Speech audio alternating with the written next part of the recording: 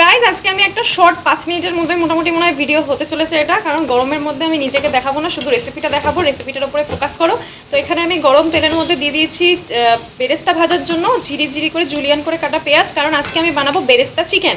আর এখানে মা বানাচ্ছে দেখো সন্ধ্যাবেলার একটা স্ন্যাক্স। এত গরমের মধ্যে আমাদের রান্না করার এত উত্তেজনা, কারণ কি আমরা খুব খাদুকে মানুষ, আর আমাদের বাড়িতে এসছে বৃষ্টি, দিদার নাতনি এসছে, তাই দিদা ভালো মন্দ রান্না করে খাওয়ানোর জন্য খুবই এক্সাইটেড। কারণ কি অনেকদিন পরও এলো, ওর এক্সাম চলছিল, ও সিএ পড়ছে, তো তারপরে ও আসে। অ্যান্ড আমার কাছে অনেকদিন আগে আবদার করেছিল যে ফুলমাসি আমি বেরেস্তা চিকেন খাবো, আমার হাতেরও বেরেস্তা চিকেনটা খুব পছন্দ করে।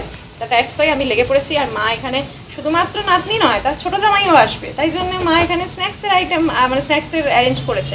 তো চলো তোমরা দেখতে থাকো। তো এখানে আমি বেরেস্তাটা করব, ভেজে নেব, ভেজে তুলে নেব। আমি পড়িয়ে এসেই জাস্ট মাকে বলেছিলাম তুমি সব কিছু রেডি করে রাখবে, আমি এসেই বসিয়ে দেবো। আমি ঠিক করে মুখ হাতও ধুইনি, আমি রান্নাটা করে একবারে গা ধোবো।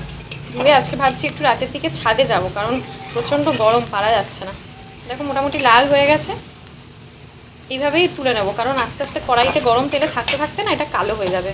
তোমাদের ছাড়া বাঙালির চিকেন বা মাংস রান্না একদম ইনকমপ্লিট, তাই জন্য এটার মধ্যে তোমরা আলু ছাড়াও করতে পারো। আমি আলু দিচ্ছি কারণ উই লাভ আলুজ, মাংসের আলু হলেই হয়ে যায়, এ দরকার পড়ে না, দরকার না হলেও মানে চিকেন না হলেও চলে।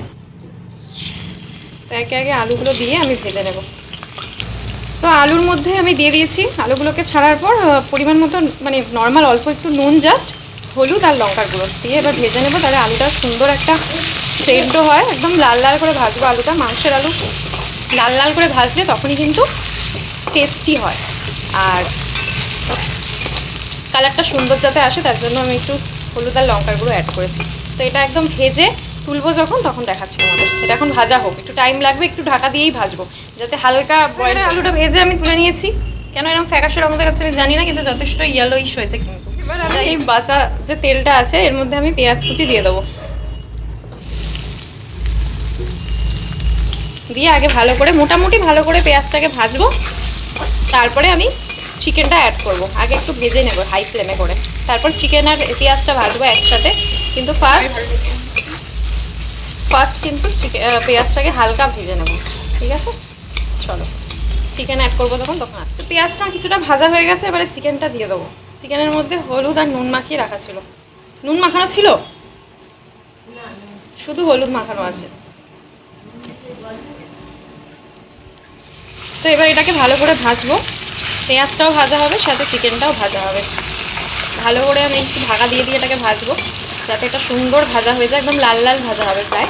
দিয়ে তারপরে আমি আবার কী কী মশলা অ্যাড করবো তখন আসছি। চিকেনটা আমার ভাজা হয়ে গেছিলো, তারপরে আমি এখানে অ্যাড করে দিয়েছি মশলাটা। আমি ভিডিও অন না করে ক্লিপ নিয়ে নিয়েছিলাম, তাই মশলাটা ঢেলে দিয়েছি।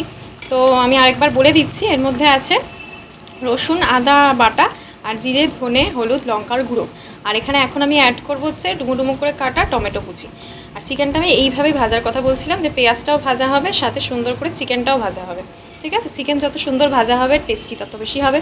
তো চলো আমি এবার এটা একটু কষিয়ে তার টমেটো ডুমো ডুমো করে কাটা। আমি এখানে একটা মিডিয়াম সাইজের টমেটো ব্যবহার করেছি, তো আমি এগুলো দিয়ে দিচ্ছি।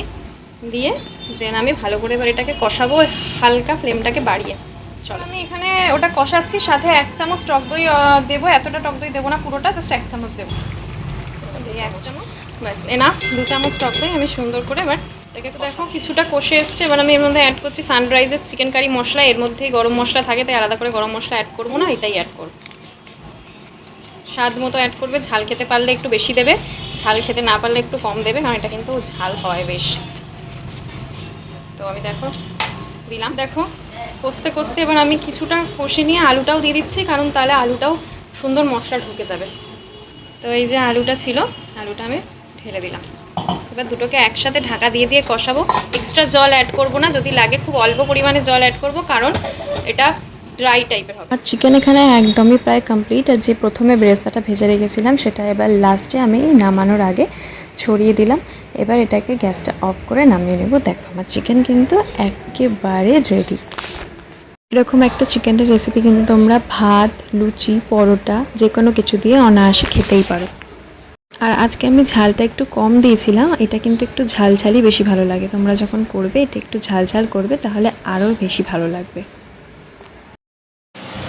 তো এই যে আমার চিকেন, এই রাইস, ও খাচ্ছে রুটি দিয়ে, ওর প্রেফারেন্স রুটি। আমারও অবশ্যই এরম চিকেন দিয়ে রুটি প্রেফারেন্স, কিন্তু অনেকদিন ধরে জানি না কেন ইচ্ছা করছে এরম চিকেন দিয়ে আমি একটু ভাত দিয়ে শুকনো শুকনো করে খাবো। দ্যাটস ওয়াই আমি ভাত নিয়ে নিয়েছি আজকে। তো তোমাদেরকে দেখাই যে মাংসটা সেদ্ধ হয়েছে কেমন কি।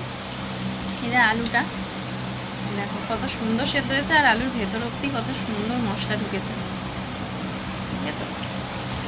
আর এই দেখো তখন কষতে কষতেই দেখা যাচ্ছিলো যে পুরো ফুলে এসেছিলো ফাটাফাটি। তো আমি এবার ডিনারটা সেরে ফেলি, আর তোমরা কিন্তু অবশ্যই চ্যানেলটাকে সাবস্ক্রাইব করতে ভুলো না। ভিডিওটা ভালো লাগলে লাইক করে দিও।